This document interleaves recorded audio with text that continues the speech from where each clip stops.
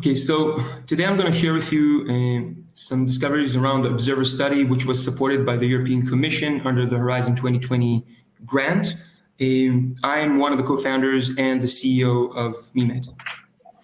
So etiology diagnosis is challenging, particularly in adults with suspected lower respiratory tract infections, LRTI.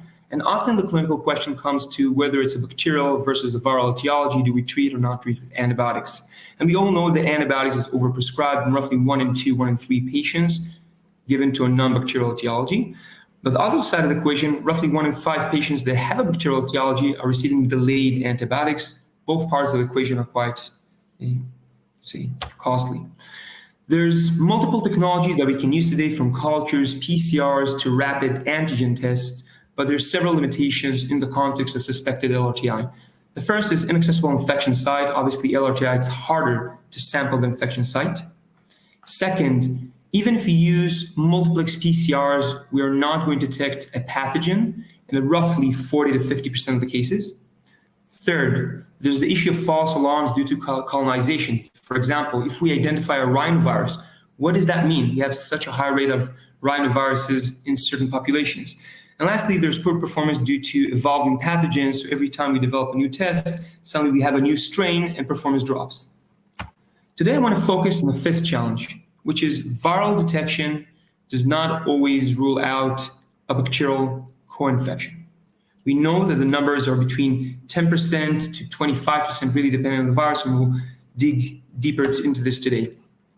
Now, one way to try to complement conventional technologies, and this is an emerging paradigm, is to use real-time quantification of the body's immune system coupled with machine learning. This is called advanced host response. And there's a series of publications that have been coming out in the last decades looking at multiple RNA and protein biomarkers combined together with computational algorithms to try to provide scores that can try to assist the problem we just talked about. Today, I want to focus about one such signature called the MeMed BV. It measures 3 host protein biomarkers. The first is TRAIL.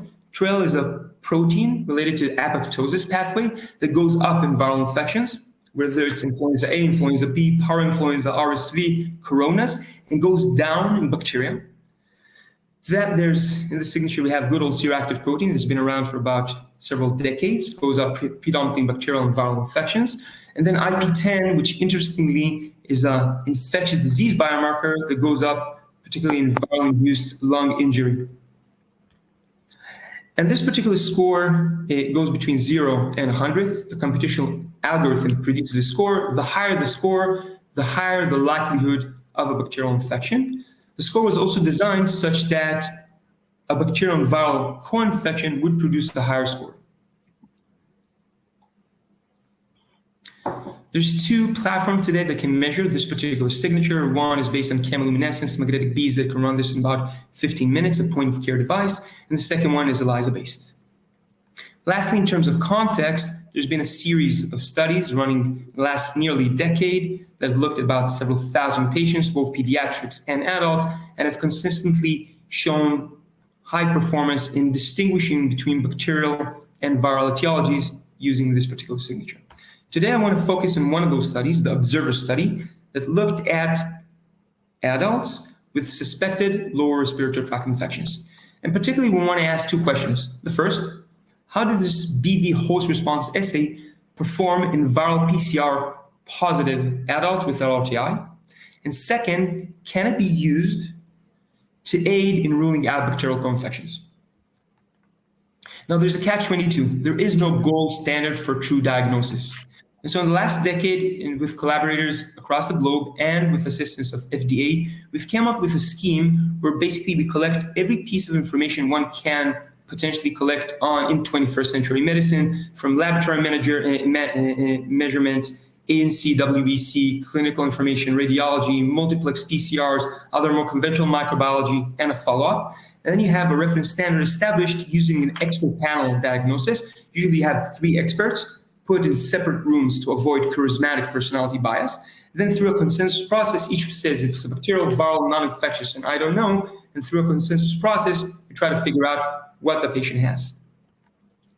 In this particular study, inclusion criteria included patients above 18 years old, peak temperature above 37.8. It does not mean you had to have fever at time of presentation, but somewhere along the episode, symptom duration less than 7 days, and a clinical suspicion of LRTI at time of presentation. Exclusion was mostly immunocompromised patients.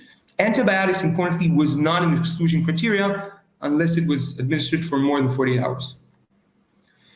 So here you see the study general overview, patient recruitment, then we collect all the clinical information, radiology, serology, multiplex PCRs. Here we applied the CGene panel, 3 different panels, 1, 2, and 3, covering 19 viruses from influenzas, RSVs, metapneumovirus, parainfluenza, coronas, etc.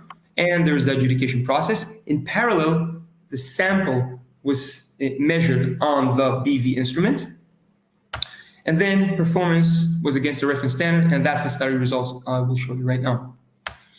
So, observer study included 583 eligible patients, 93 healthy controls, the rest suspected acute infection patients, then a few did not meet the eligibility criteria, and as few did not have the right serum or did not have enough serum. And at the end of the day, we ended up with 314 patients with infectious disease diagnosis. When running multiplex PCRs on those patients, 186 had viral positive, and 128, not surprisingly, were viral negative, even though we ran a multiplex PCR. And then of that, about 85% were deemed by the adjudicators as viral patients and 50% as bacterial patients. We will focus on the viral positive patients. So, study subpopulation was gender balanced, roughly half and half male and female. Patients with bacterial co-infections tended to be older, as indicated here by the orange bar higher for 65 and above. The mean time from symptoms onset was about 3.7 days. And despite initial suspicion of LRTI, the most common discharge diagnosis was upper respiratory tract infections.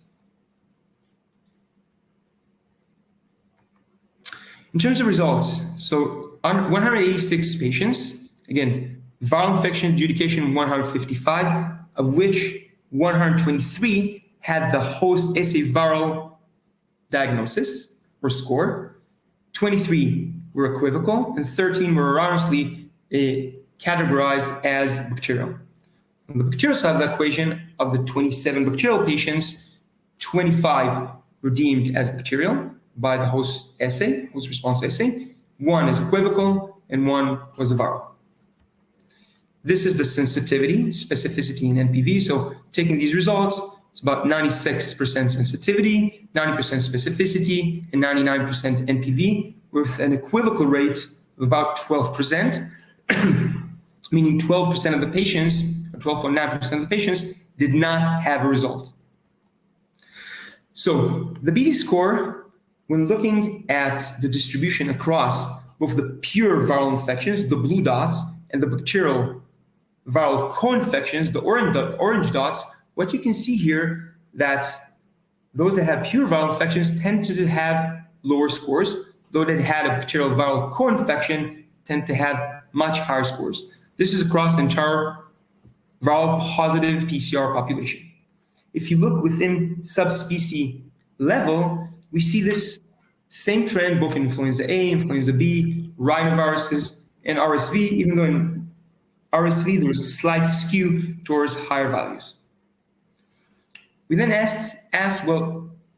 to estimate what is the potential reduction of antibiotics overuse when using the BV. So what you see here is only the patients that had a viral adjudication, and again, all of them were positive also for viral PCR. And what you see that in current practice, not surprisingly, about 60% received antibiotics. If one would apply current practice together with a BV test, potentially this could reduce the amount of overuse to 17.5%.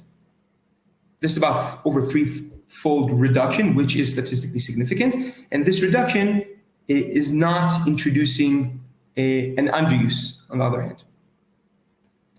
So to summarize, there's a challenge ruling out bacterial co-infections in PCR viral positive patients.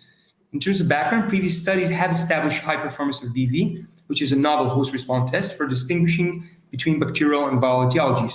The question we asked here is to try to evaluate the performance of BV to rule out bacterial co-infections in adults with suspected LRTI that were viral PCR positive. And the results that we found was that BV accurately differentiated between pure viral and viral bacterial co-infections with sensitivity, specificity, and NPV above 90%. And BV may help to reduce diagnostic uncertainty and antibiotics overuse in this population. Obviously, this would require additional utility studies. The significance of these results is that measuring BV on a platform that provide results within minutes, which is readily available, may open the way to impacting patient management. I do want to acknowledge and thank the clinical partners and their teams, Dr. Michal Paul from Rambam Medical Center, Dr. Salim Halabi from Carmel Medical Center, and Dr. Shachaf Ofer Schreiber from Bellingson Medical Center, obviously the MeMed team and patients and their families. I'll be happy to take additional questions when the session is over. Thank you.